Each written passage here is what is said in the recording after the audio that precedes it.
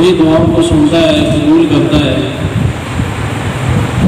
اس اللہ نے ہماری رشد و ہدایت کے لیے پیارے محمد صلی اللہ علیہ وآلہ وسلم کو بھیجا۔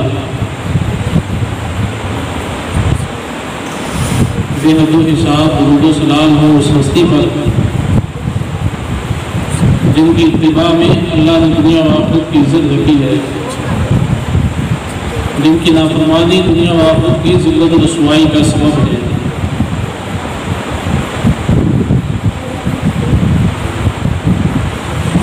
صحابہ کرام رضوان اللہ علیہم اجمعین کے حوالے سے چند باتیں آپ احباب کے گوشت گزار کروں گا۔ اللہ رب العزت ہمیں صحابہ کرام رضی اللہ تعالی عنہم کے نقش قدم پر چلنے کی توفیق عطا فرمائے۔ سب سے پہلی بات یہ کہ صحابی کہتے کس کو ہے؟ ہر وہ انسان جس نے ایمان کی حالت میں رسول اللہ صلی اللہ علیہ وآلہ وسلم سے ملاقات کی اور پھر ایمان پر ہی اس کا خاتمہ ہوا، اس کو صحابی رسول کہتے ہیں۔ بہت سارے لوگوں نے نبی علیہ السلام کو دیکھا تھا لیکن سارے ایمان نہیں لائے تھے، صرف دیکھنے سے کوئی بندہ صحابی نہیں بن سکا۔ بہت سارے ایسے بھی تھے کہ جو ایمان لائے، آپ کو دیکھا، لیکن بعض حالات میں وہ مرتد ہو گئے، دین اسلام کو چھوڑ گئے، تو وہ لوگ بھی صحابیت کے شرف سے محروم ہو گئے۔ کچھ ایسے افراد بھی تھے جنہوں نے نبی علیہ السلام کے عہد کے اندر اسلام قبول کیا، لیکن پیارے پیغمبر صلی اللہ علیہ وآلہ وسلم سے ملاقات کا شرف نہ پا سکے،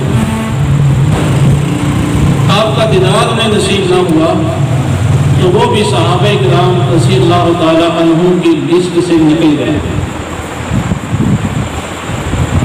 تو صحابی اس شخصیت اور ہستی کو کہا جاتا ہے جس نے ایمان کی حالت میں پیارے پیغمبر جناب محمد رسول اللہ صلی اللہ علیہ وآلہ وسلم سے ملاقات کی اور پھر اسی ایمان کے اوپر اس کا خاتمہ ہوا، ایمان کی حالت میں اس کی وفات بھی ہوتی ہے۔ صحابہ کرام رضی اللہ تعالی عنہم کا مقام کیا ہے؟ دو احادیث آپ کو سناتا ہوں۔ پیارے پیغمبر صلی اللہ علیہ وآلہ وسلم نے فرمایا خیرکم قرنی ثم الذین یلونہم ثم الذین یلونہم، کہ تم میں سے بہترین عہد، بہترین زمانہ اور قرن میرا زمانہ ہے، اور پھر میرے بعد کا، اور پھر ان کے بعد کا۔ تو رسول اللہ صلی اللہ علیہ وآلہ وسلم کی معیت، آپ کی صحبت اور آپ کے زمانے کا نصیب ہو جانا، یہ ان لوگوں کے حق میں باعث خیر تھا، اور ان لوگوں نے ایک ایسے زمانے کو پایا ہے کہ جو اس دنیا، اس عالم کا سب سے بہترین زمانہ تھا، اور وہ محمد رسول اللہ صلی اللہ علیہ وآلہ وسلم کا زمانہ ہے۔ دوسری حدیث، رسول اللہ صلی اللہ علیہ وآلہ وسلم ارشاد فرماتے ہیں کہ میرے صحابہ کی عزت کرو، ان کو برا بھلا مت کہو۔ اگر تم میں سے کوئی انسان احد پہاڑ کے برابر سونا خرچ کرے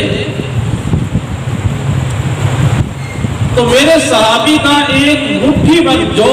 اللہ کی راہ میں خرچ کرنا، جتنا اس کے لیے باعث اجر و ثواب تھا، تم احد پہاڑ کے برابر سونا خرچ کر کے بھی اس کے اجر و ثواب کو نہیں پا سکتے ہو۔ یہ ان لوگوں کا مقام ہے، یہ ان لوگوں کا رتبہ ہے کہ ان لوگوں نے رسول اللہ صلی اللہ علیہ وآلہ وسلم کی حالت ایمان کے اندر زیارت کی۔ صحابہ کرام رضی اللہ تعالی عنہم کا بھی یہ عقیدہ اور منہج تھا کہ وہ لوگ نبی علیہ السلام کی صحبت میں آ جانے والوں کو کائنات کے افضل ترین انسان سمجھتے تھے۔ سیدنا عبداللہ بن عمر رضی اللہ تعالیٰ عنہ کہتے ہیں کہ تم میں سے ایک انسان زندگی بھر نیک عمل کرتا رہے، نیکیاں اور اچھائیاں کرتا رہے،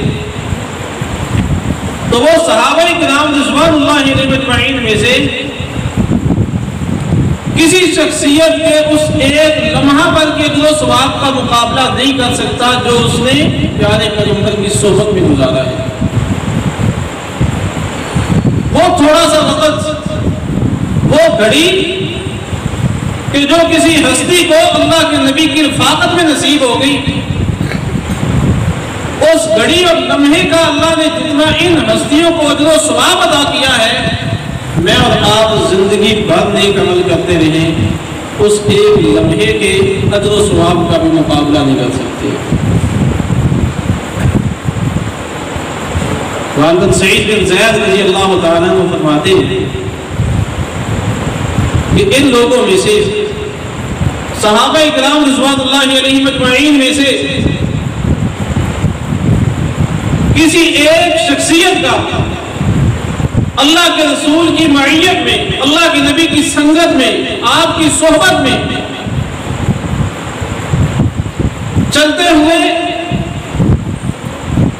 وہ گرد و غبار جو ان کے وجود میں پڑا تھا، تم لوگ عمر نوح پا جاؤ، اس گرد و غبار کے رتبے اور شان کا بھی مقابلہ نہیں کر سکتے کہ تمہیں اگر نوح علیہ السلام جتنی عمر نصیب ہو جائے، اس کے باوجود بھی تم اس کے رتبے اور شان کو نہیں پا سکتے۔ اور یہ لوگ ایمان کے کس درجے پہ فائز تھے، کتنے بلند مقام پہ فائز تھے کہ اللہ رب العزت نے ان کے ایمان کو میرے اور آپ کے لیے مثال بیان کیا ہے کہ اگر ہم مومن بننا چاہتے ہیں تو ہمارا ایمان تب اللہ کے ہاں مقبول اور منظور ہو سکتا ہے اگر ہم محمد رسول اللہ صلی اللہ علیہ وسلم کے صحابہ جیسے مومن بن جائیں۔ پہلے پارے کے اندر اللہ تعالیٰ نے ان کے ایمان کو دو مقام پر بطور مثال ذکر کیا ہے۔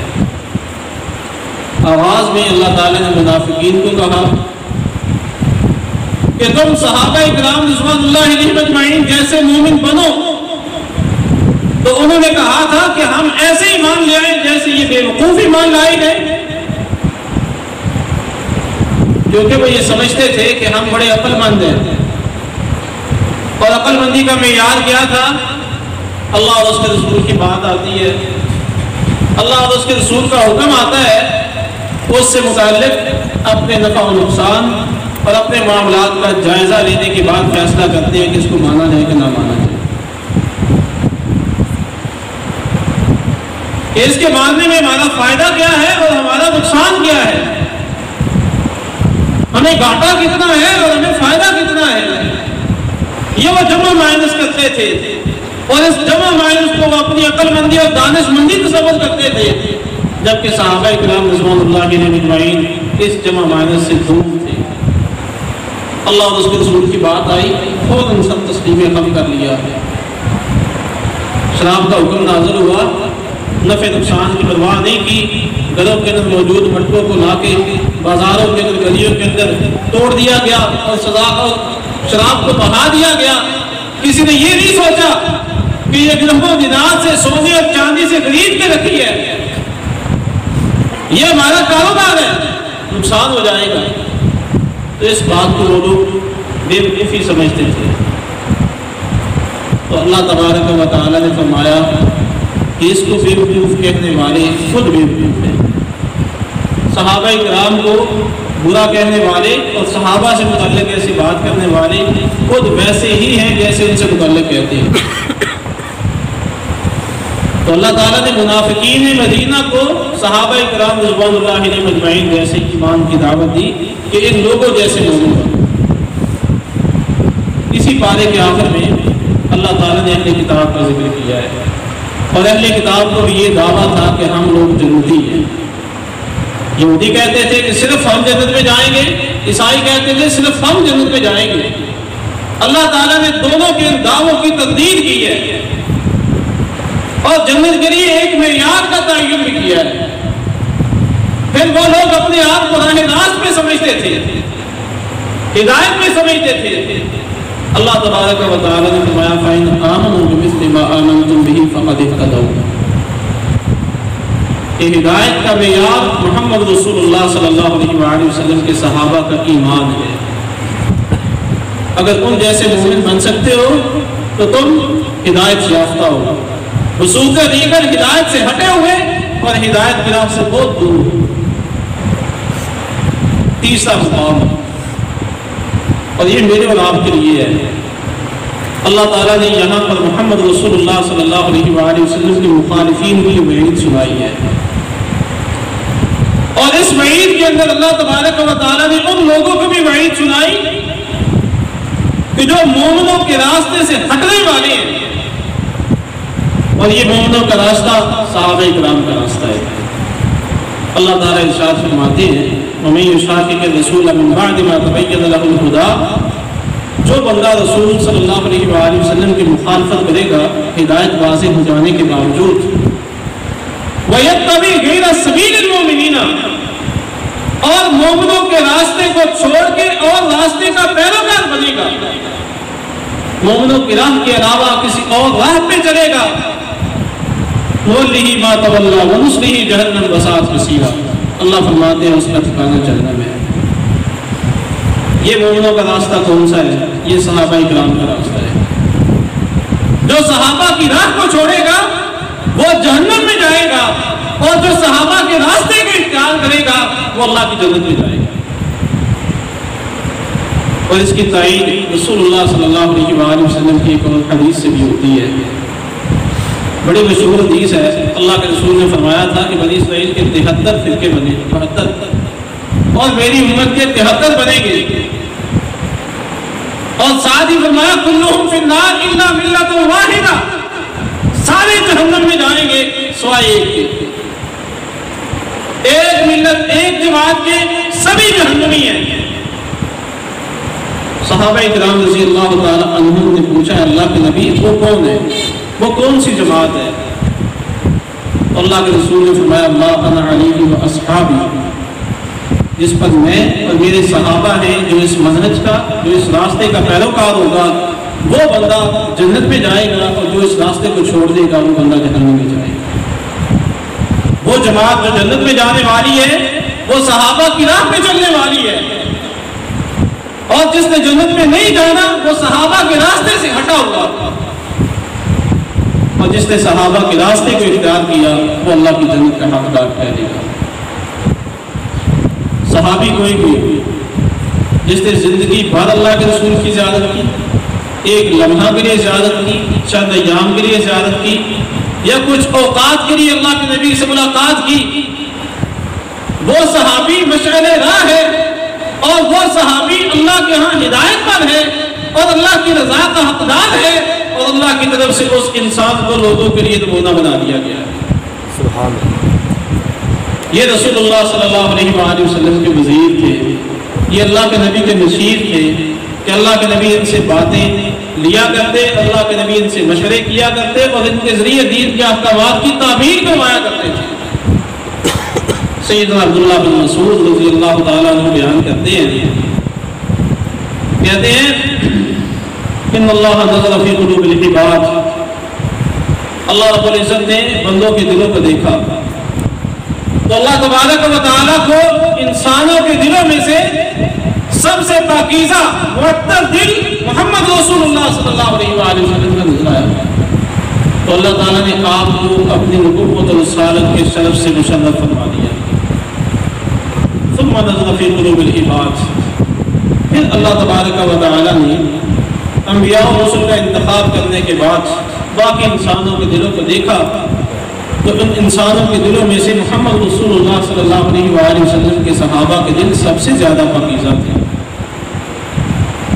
یہ لوگ سب سے زیادہ نیک اور پاکیزہ تھے، تو اللہ تعالیٰ نے ان کو نبی علیہ السلام کی صحبت اور آپ کی رفاقت کے شرف سے نواز دیا، اور ان کو اللہ کے رسول کا وزیر اور مشیر بنا دیا۔ ان لوگوں کے ساتھ عقیدت و محبت کا رشتہ یہ ہمارا ایمان ہے. اس کے بغیر کوئی بندہ مومن اور مسلمان نہیں ہو سکتا ہے. اللہ رب العزت نے سورہ حشر میں مہاجرین کا اور انصار کا ذکر کیا ہے، اور اس تذکرے کے بعد اللہ تبارک و تعالیٰ بعد میں آنے والے اہل ایمان کے ذمے ایک کام لگاتے ہیں، ان کی ایک ڈیوٹی لگاتے ہیں، اور وہ کیا ہے؟ فرمایا والذین جاءوا من بعدہم یقولون ربنا اغفر لنا ولاخواننا الذین سبقونا بالایمان ولا تجعل في قلوبنا غلا للذین آمنوا ربنا انک رؤوف رحیم. کہ بعد میں آنے والے اہل ایمان ان گزرے ہوئے اہل ایمان سے متعلق اللہ سے دعائیں کرتے ہیں. اور یہ گزرے ہوئے مومن کون ہیں؟ سیدہ عائشہ کہتی ہیں یہ اللہ کے رسول کے صحابہ ہیں، یہ نبی علیہ السلام کے سنگی اور ساتھی ہیں. تو بعد میں آنے والے مومن ان دنیا سے جا چکے مومنوں سے متعلق اللہ سے کہتے ہیں اے اللہ ان کے گناہوں کو معاف فرما، ان کی لغزشوں سے درگزر فرما، ان کی کمیوں کوتاہیوں سے اے اللہ درگزر فرما،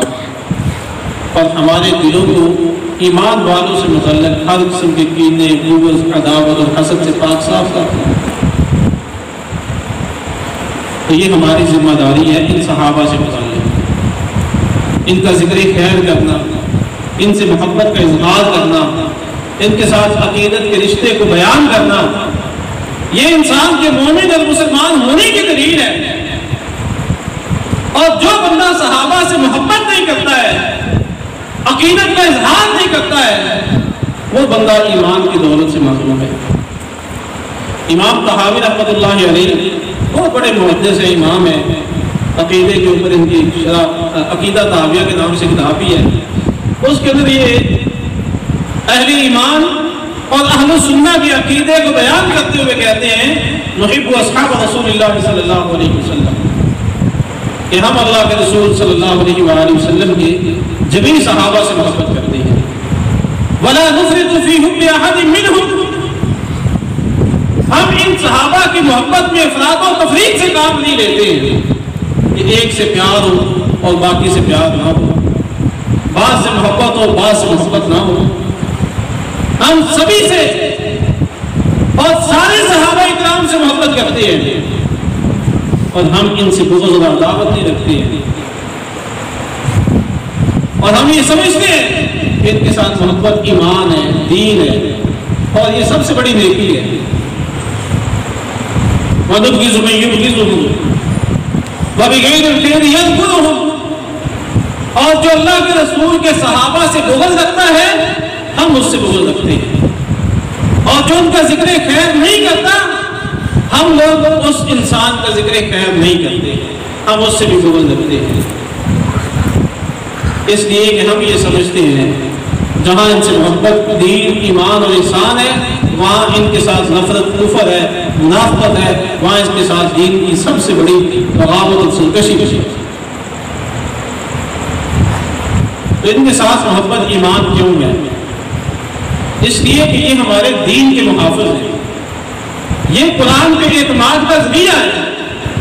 یہ اللہ کے رسول کی سیرت اور آپ کی سنت پر اعتماد کا راستہ ہے. اگر ہم صحابہ کرام کو درمیان سے ہٹا دیں تو ہمارا قرآن مشکوک ہو جائے گا، کیونکہ اس قرآن کو ہم تک کس نے پہنچایا؟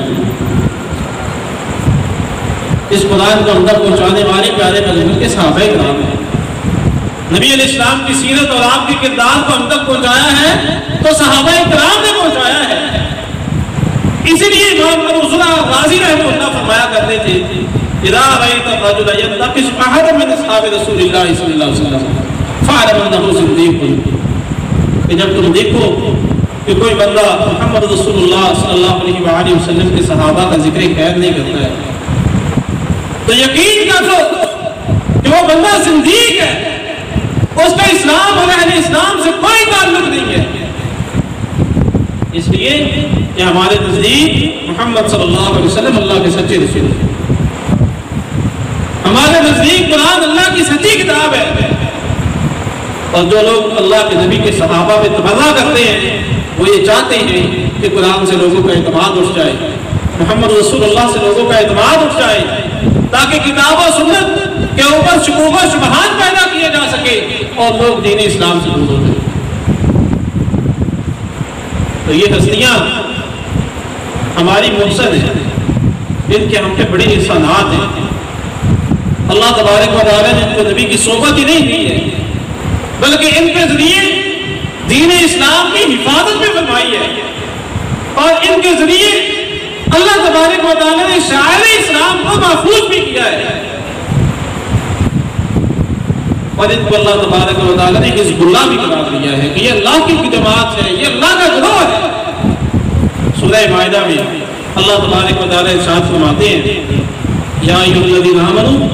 من یرتد منکم عن دینہ فسوف یأتی اللہ بقوم یحبهم ویحبونہ اذلۃ علی المؤمنین اعزۃ علی الکافرین یجاہدون فی سبیل اللہ ولا یخافون لومۃ لائم ذلک فضل اللہ۔ فرمایا، اے لوگوں، اگر تم نے دین اسلام کو چھوڑ دیا، اگر تم نے ارتداد کے راستے کو اختیار کیا، تو اللہ ایک ایسی قوم لائے گی یحبهم ویحبونہ، وہ اللہ سے محبت کرتے ہوں گے اور اللہ ان سے پیار کرے گے، وہ آپس میں نرم مزاج اور کفار کے لیے انتہائی گرم مزاج ہوں گے، اللہ کی راہ میں جہاد کرنے والے ہوں گے، کسی ملامت کرنے والے کی ملامت کی پرواہ نہیں کریں گے۔ یہ چار خوبیوں کی مالک جماعت جس کو اللہ نے حزب اللہ قرار دیا ہے، ائمہ محدثین سے اتفاق ہے کہ اس سے مراد ابو بکر ہے اور ان کے سنگی ساتھی وہ ہیں جو ایمان کے اوپر مستقل مزاجی سے ڈٹے رہے، اور ان لوگوں نے اسلام کے تحفظ کے لیے سب کچھ کیا، اور ان چار خوبیوں کی حاملین جن کے ذریعے اللہ تبارک و تعالیٰ نے دین کو عروج دیا، دین کو سربلندی ملی،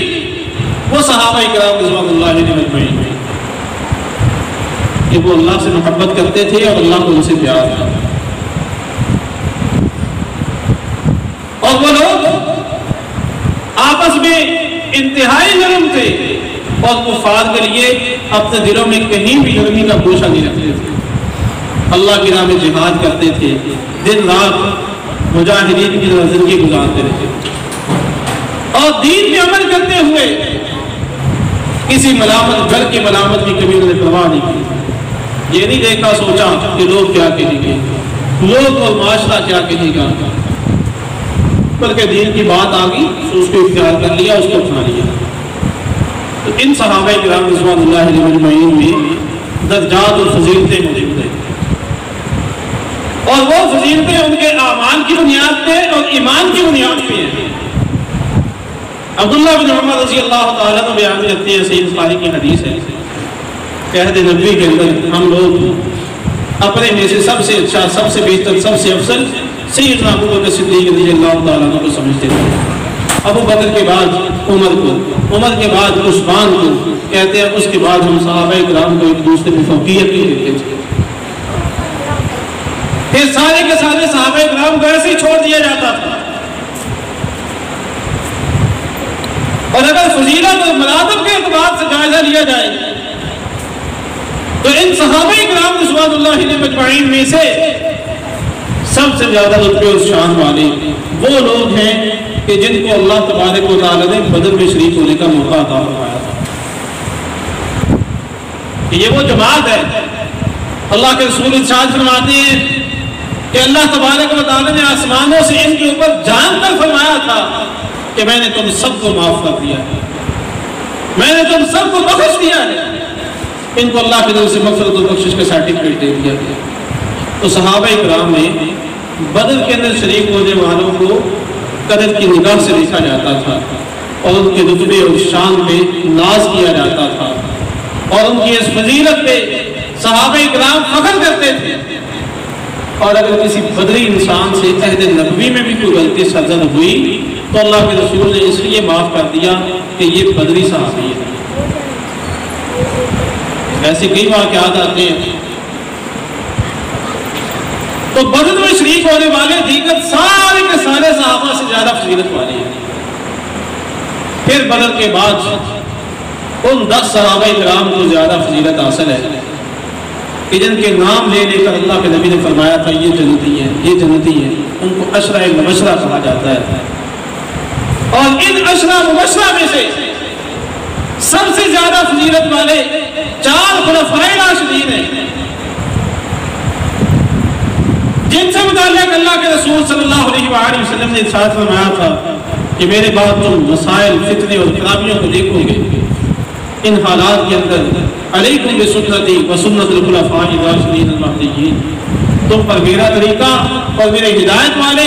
خلفاء راشدین کا طریقہ لازم ہوگا، ان کے راستے کو اختیار کرنا، وَعَزُّ عَلَيْهَا بِالنَّوَاجِذِ، فرمایا اس کو مضبوطی سے پکڑ لینا۔ اور ان 4 خلفاء راشدین میں سے 2 اللہ کے رسول کے سسر ہیں، 2 اللہ کے نبی کے داماد ہیں، اور جو اللہ کے نبی کے سسر ہیں وہ زیادہ فضیلت والے ہیں اللہ کے نبی کے دامادوں کی نسبت سے۔ حضرت علی اور عثمان اللہ کے رسول کے داماد ہیں، حضرت ابو بکر اور حضرت عمر نبی علیہ السلام کے سسر ہیں۔ ابو بکر و عمر کو صحابہ کرام رضوان اللہ علیہم اجمعین میں سب سے زیادہ فضیلت حاصل ہے، اور ان کی فضیلت کو متعدد احادیث میں مشترکہ طور پر بھی بیان کیا گیا ہے۔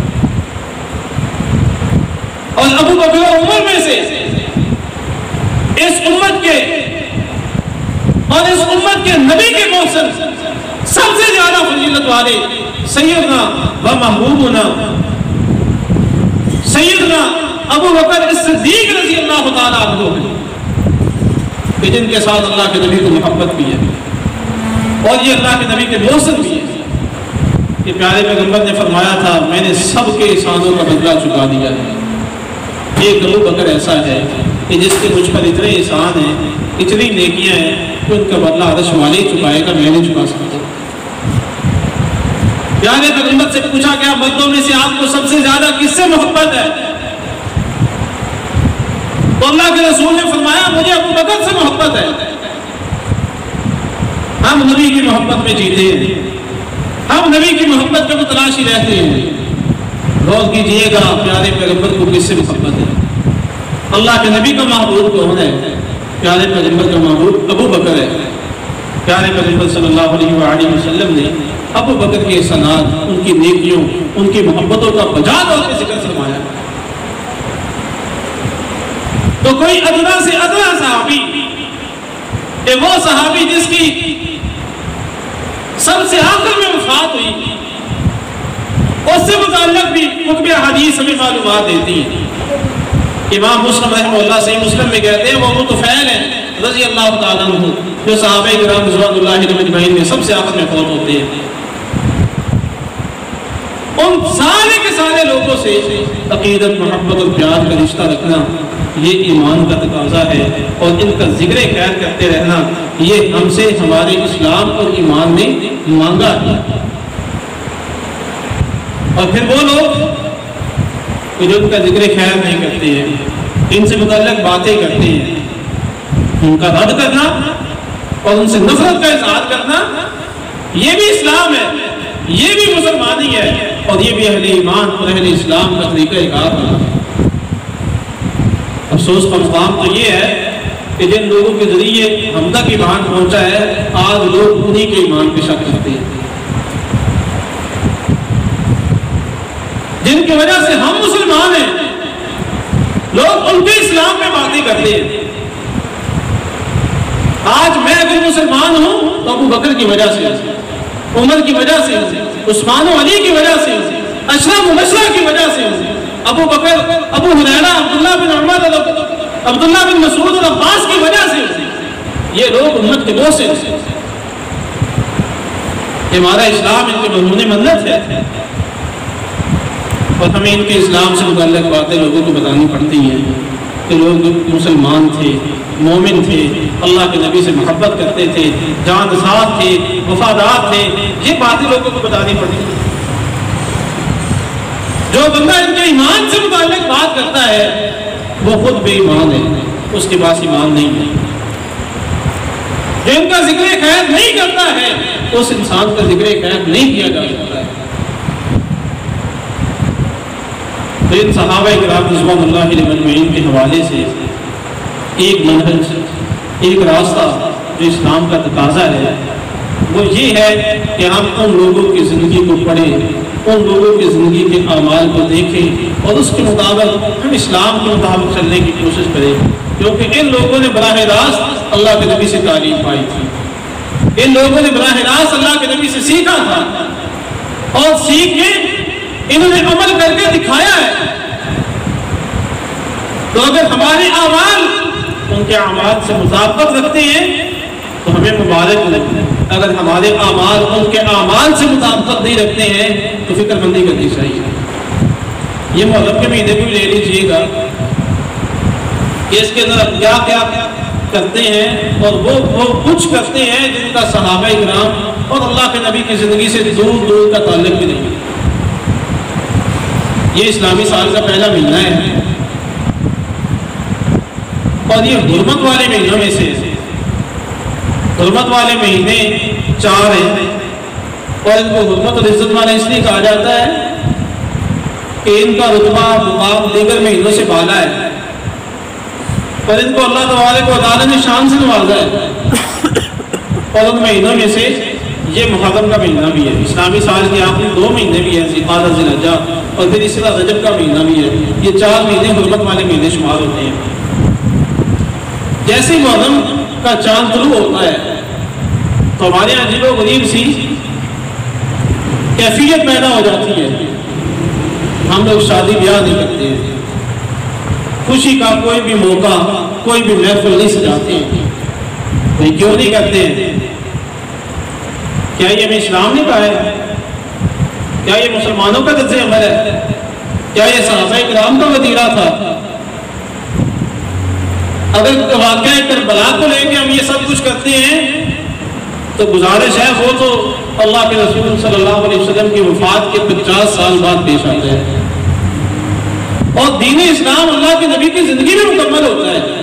اس کے ضابطے، اس کے اصول، اس کے قوانین اور اس سے متعلقہ جمیع ہدایات پیارے پیغمبر دے کے جاتے ہیں۔ ہم خوشی اور غمی کہ اپنے ضابطے لے کر چلتے ہیں۔ اس مہینے کے اندر شادی نہ کرنا یہ غیر اسلامی سوچ ہے۔ اس مہینے کے اندر کسی بھی خوشی کا اہتمام نہ کرنا یہ غیر اسلامی سوچ ہے۔ اس مہینے کے اندر کسی بھی نئے کاروبار کا آغاز نہ کرنا یہ غیر اسلامی سوچ ہے۔ صحابہ کرام رضوان اللہ علیہ اجمعین نے اس مہینے کے اندر شادیاں کی ہیں۔ خود مورخین نے لکھا ہے کہ پیارے پیغمبر صلی اللہ علیہ وآلہ وسلم کے لخت جگر سیدہ فاطمہ اور سیدنا علی کا نکاح 5 اور 6 محرم کو ہوتا ہے، اسی مہینے میں ہوتا ہے۔ اللہ کے نبی کی بھی بعض شادیوں میں محرم کے اندر ہوتی ہے، لیکن ہمارے نکاح نہیں ہو سکتے ہیں، خوشیاں نہیں ہو سکتی ہیں۔ بھئی کیوں نہیں ہو سکتی ہیں؟ ایک مخصوص طبقہ ہم کے غالب آ چکا ہے جس کا اسلام سے کوئی تعلق ہی نہیں۔ اس مہینے کے اندر اللہ کے نبی کا طرز عمل اور صحابہ کا کیا رہا کہ نبی علیہ السلام نے مکہ مکرمہ کے اندر 10 محرم کا یوم عاشوراء کا روزہ رکھا ہے، اور 10 سال نبی علیہ السلام مدینہ طیبہ میں بھی عاشوراء کا روزہ رکھتے رہے، اور صحابہ کرام بھی روزہ رکھتے رہے۔ آخری سال آپ نے یہ بات ارشاد فرمائی تھی، اگر میں زندہ رہا تو 9 محرم کا روزہ رکھوں گا۔ تو 10 محرم کا اللہ کے نبی نے زندگی بھر رکھا اور 9 کا رکھنے کی خواہش ظاہر کی تھی۔ یہ اللہ کے رسول کا طرز عمل ہے اور اس پر صحابہ کرام عمل پیدا رہے تھے۔ میرا اور آپ کا طرز عمل کیا ہے؟ ہم 9-10 محرم کو کیا کرتے ہیں؟ کتنے بندے ہیں جو روزہ رکھتے ہیں اور اب تک رکھ چکے ہیں؟ یہاں سبیلیں لگتی ہیں، یہاں نیازیں بانٹی جاتی ہیں،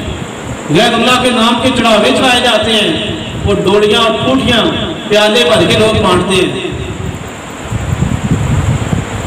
اللہ کے نبی تو روزہ رکھتے رہے، صحابہ اکرام بھی روزہ رکھتے رہے، اور نبی کے ماننے والوں نے کس رات کو اختیار کر رکھا ہے؟ میں بات اہل السنہ کی کر رہا ہوں جو اپنے آپ کو سنی مسلمان کہلاتے ہیں۔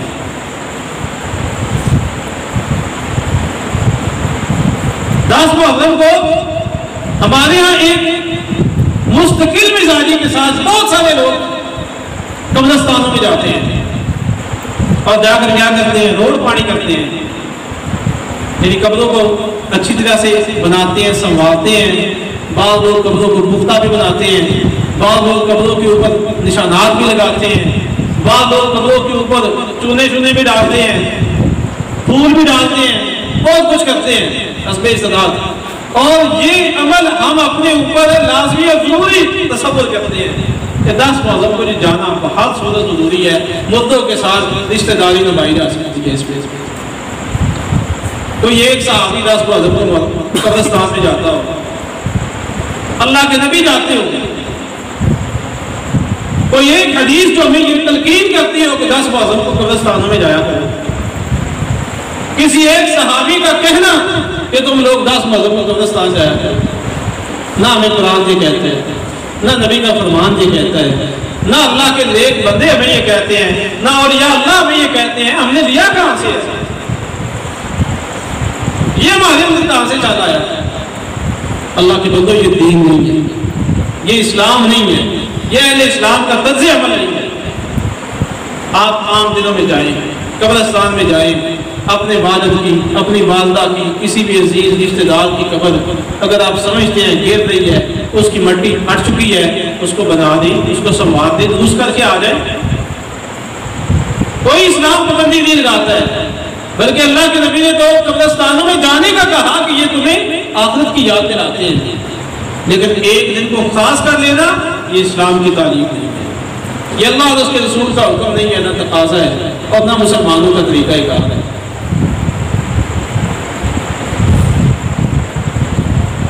اور پھر اللہ کا کمال دیکھیے گا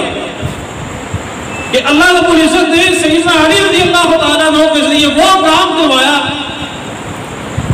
کہ آج جتنے بھی قبر پرست ہیں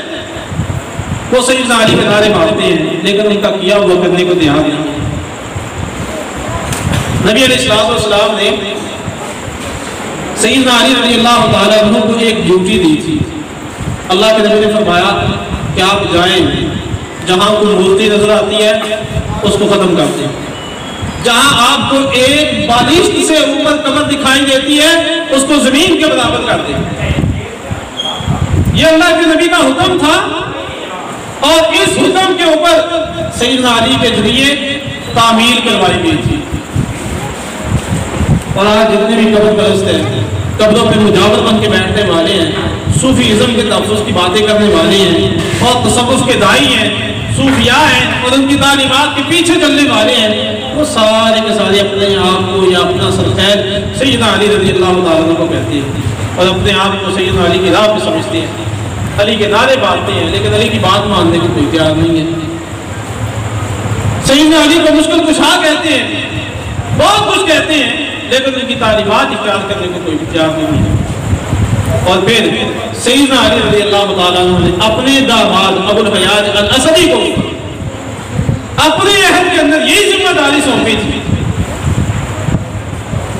کہ ایک بارش سے اوپر جتنے بھی کپڑے ہیں ان کو زمین کے برابر کر دینا، اور ہر قسم کی مورتی کو بٹھا دیا جائے، قبر کو پختہ بنانا، اس کے اندر چراغاں کرنا،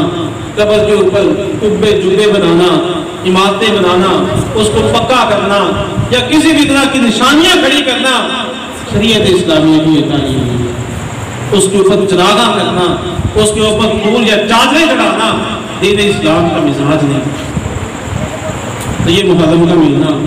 عزت والا مہینہ ہے، حرمت والا مہینہ ہے، اللہ کے یہاں اس کی بڑی قدر اور شان ہے۔ اس مہینے کے اندر اللہ نے خاص طور پہ ہمیں کہا ہے کہ گناہوں سے بچنا ہے، غیر شرعی امور نہیں کرنے ہیں، لیکن ہم کیا کر رہے ہیں سوچنے والی بات ہے۔ تو صحابہ کی راہ کو اختیار کیجیے گا، ان کے راستے کو بتائیے گا، وہ کام کیجیے جو صحابہ نے کیا ہے، جو انہوں نے نہیں کیا وہ ایک مسلمان کو ضعیف نہیں دیتا ہے۔